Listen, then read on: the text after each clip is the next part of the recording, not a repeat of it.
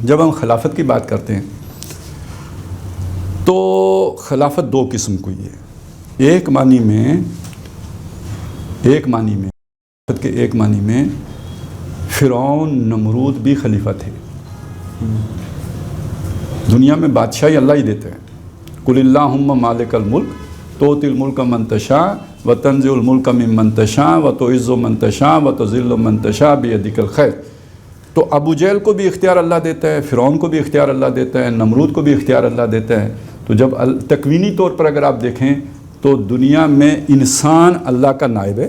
اس زمین کے اوپر جو اختیار اللہ کا تھا وہ اس میں سے ایک حصہ چھوٹا سا انسان کو منتقل کر دیا۔ مجھے تھوڑا سا کیا، اس ہاتھ کے اوپر میرا اختیار ہے، اس آنکھ پر میرا اختیار ہے، اس پیٹ پہ میرا اختیار ہے، جس حد تک ہے آپ کو پتہ ہے۔ تو یہ ایک اختیار اللہ نے ہر آدمی کو 5-6 فٹ وجود پہ دیا۔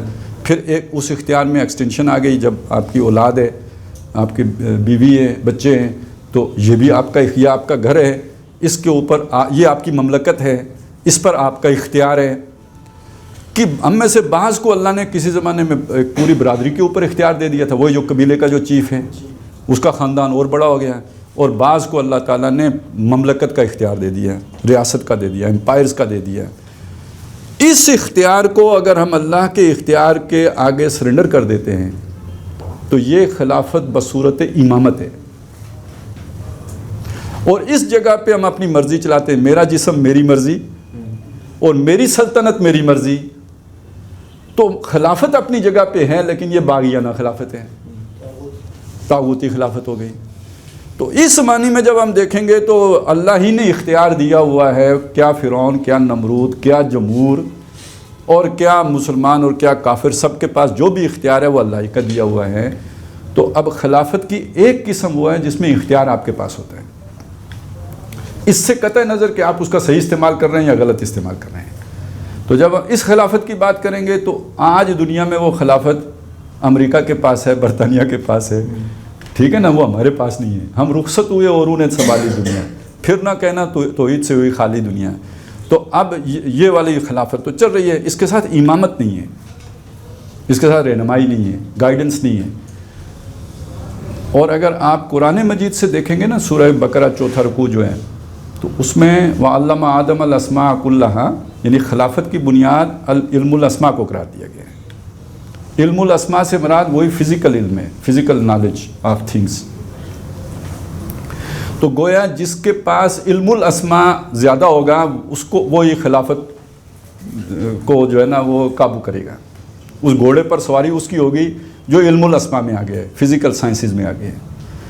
لیکن وہ اسے صحیح رخ پر کب لے کے چل سکے گا؟ فَإِمَّا يَأْتِيَنَّكُم مِّنِّي هُدًى فَمَن تَبِعَ هُدَايَ فَلَا خَوْفٌ عَلَيْهِمْ وَلَا هُمْ يَحْزَنُونَ۔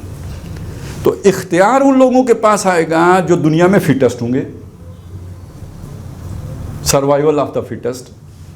لیکن اس اختیار کا صحیح رخ پہ ہونے کا جو جہاں تک تعلق ہے، وہ جب اس کے ساتھ وہ ہدایت جو رسولوں کے ذریعے سے آئی ہے یہ جمع ہوگی تو اب وہ اختیار مس یوز نہیں ہوگا، صحیح رخ پر اس کا استعمال ہوگا۔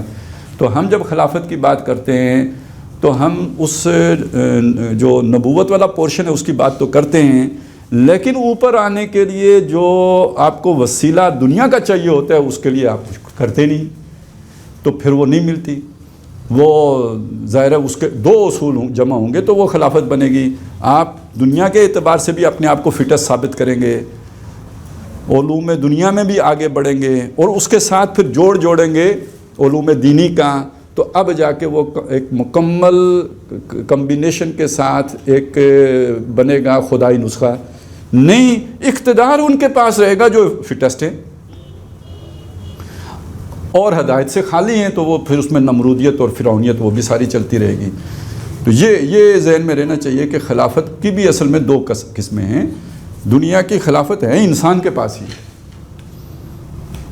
انسان سے چھین کے اللہ نے جنوں کو نہیں دے دیے، اور جس کے پاس بھی ہے اگر وہ اس کو ہدایت کے تابع رکھ کے چلے گا تو اس میں امامت بھی جمع ہو گئی، نہیں تو وہ امامت سے خالی ہے، تو خالی ہے تو اس کے اندر پھر وہ نمرودیت اور فرعونیت آئی۔